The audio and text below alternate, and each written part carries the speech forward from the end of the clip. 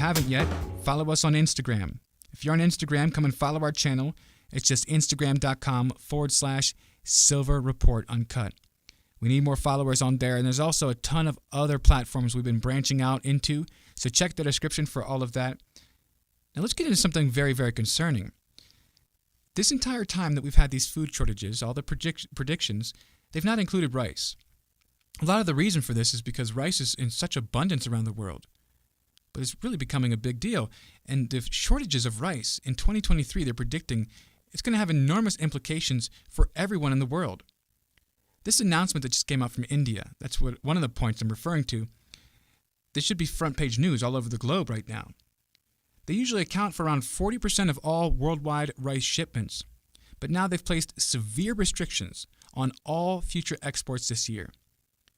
India banned exports of broken rice and imposed a 20% duty on exports of various grades of rice on Thursday as the world's biggest exporter of the grain tries to augment supplies and calm local prices after below-average monsoon rainfall curtailed planting. So India exports of rice, they have exported more than 150 countries. And any reduction in these shipments, this would increase the upward pressure on food prices, which are already rising because of the drought and various other crises. Now, 150 different nations depend on rice from India. So where are they going to get all this rice? Normally, India exports more rice than the next 4 largest exporters combined. So India's rice exports, they touched a record 21.5 million tons in 2021, more than the combined shipments of the world's next 4 biggest exporters of the grain: Thailand, Vietnam, Pakistan, and the United States. Europe certainly isn't going to make up the difference. Italy is actually the biggest rice producer in the entire Union, and it's being projected that rice production in that nation will be down around 30% this year due to the endless drought that Europe is currently experiencing. Same thing I heard about California. The unfavorable weather, it's already taken a serious toll on the rice industry. Estimates say the farmers are expecting to lose around 30% of their yields this year, and the industry has already hemorrhaged around $3 billion as a result of the drought. Many of the most stricken fields are in the regions of Lombardy and Piedmont, which together produce around 90% of Italy's rice. So rice production is going to be way down in the U.S. as well. I mentioned California. They actually produce around 20% of all U.S. rice. But this year, there's a severe lack of water for the agricultural purposes, and it's making things exceptionally difficult for rice growers in California. The rice farmers in Colusa County, 60 miles north of Sacramento, they received 18% of the federal water shipments to which they're entitled, far less than normal and far too little for many to grow the crop at all. Even in a drought, rice farmers have been able to get fairly high percentage of water that they had the rights to, said Tim Johnson. He's the chief executive of the California Rice Commission. But now, they're experiencing drought at a level they've never seen before. And truly what we're witnessing is unprecedented. I know this might be hard to believe, but it's being reported that around 300,000 out of 550,000 acres committed to rice growing in California will go without harvest in 2022. And there's also some satellite imagery that came out recently. It showed large swaths of California's rice fields. They've been left barren without harvest as fears of a mini dust bowl emerge due to the diminished water supplies. Kurt Richter, he's a third-generation rice farmer in Colusa, the rice capital of California.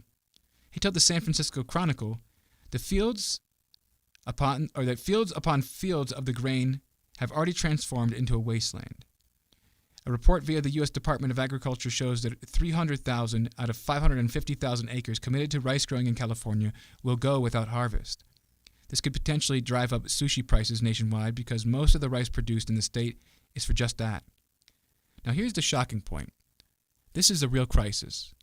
A real crisis. And you would think that there should be exceptions made for food production. When they are cutting off the water supply to the farmers in these states, it's not just California, it's happening in like 6 or 7 states over there. That also becomes a crisis. Sure, the water's a big crisis there. A major crisis because there's not enough. But won't it be a crisis if there's not enough food? Now, of course, many other crops are being hit extremely hard as well.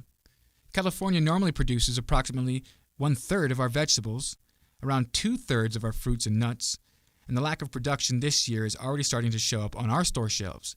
So you think you've seen these high prices come to an end? You could be very, very wrong.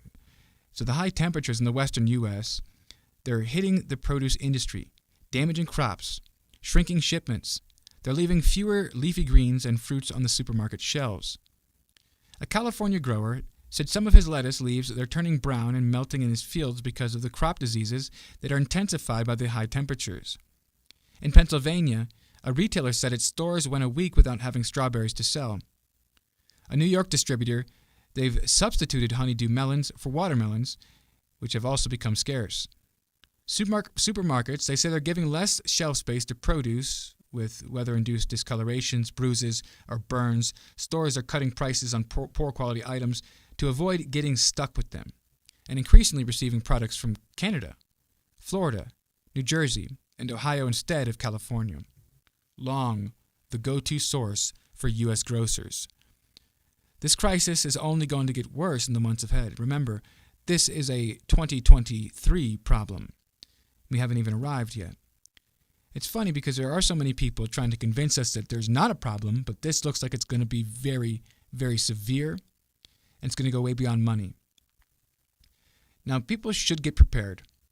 One thing that you could do to be able to provide food if there was nothing else on the shelves, and even very nutritious food, is to grow yourself microgreens. Super simple. We had a video on Grow at Home, just youtube.com/grow at home. And it shows how anybody can grow this with almost no space, no yard, and it's very, very simple to do, and it's packed full of many vitamins and nutrients.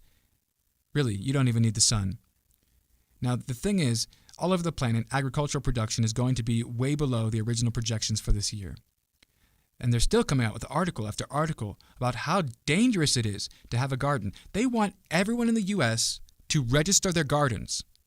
They want people to register their gardens so that something about incidents, I don't know, it's crazy talk. When have they ever brought this up? You know what normally happens every year, in reference to gardens, would be seed catalogs or, people going out and planting at the same exact time. Harvest. All these different things take place, but what doesn't take place is registering your farms as being a danger, or looking at your chickens as being a danger. The people at home should not be allowed to have chickens. Why? This is the point. If this is a crisis, are we not addressing it as a crisis? Are we not taking extra steps, extra measures to be able to address it? Because it kind of seems like they want this to happen. Now, you guys already know my opinion, but it's becoming obvious because nothing is being done to mitigate this. It's going to be a real crisis. California produces a ton of our food. Now, we look at the olive oil production in Spain. They said in July, temperatures broke records to top 40 degrees Celsius, or 104.5 degrees Fahrenheit, across parts of France, Spain, Italy, and Portugal. By early August, sweltering heat and a lack of rainfall had pushed almost two-thirds of land in the European Union into drought conditions, according to the European Drought Observatory. Olive oil producers, they've been hit hard. Kyle Holland, he's a pricing analyst for oilseeds and grains at Mintech. It's a commodities data company. They expect a dramatic reduction of between 33% and 38% in Spain's olive oil harvest that begins in October. And Spain is the world's biggest producer of olive oil, accounting for more than 2/5 of global supply last year. It's according to the International Olive Council. But Greece, Italy, and Portugal, they're also major producers. There's a lot more data points that are rapidly growing about this food crisis, and there's a lot of concerns, but we never faced anything like this before. The food that will not be harvested in the months ahead, they will not be on the store shelves in 2023. The food prices are going to rise to absolute ridiculous levels, and they're already predicting that we could see $50 a pound for ground beef. And the head of the UN, they're warning that there's going to be multiple famines next year. So not the end of these famines, and it's not really something to ignore. Of course, there are many people that are supposed to be dealing with this that are ignoring it. But I thank you guys for stopping by and joining us. Make sure to subscribe to the channel and like the videos, comment on the videos so they do better. As always, stay free.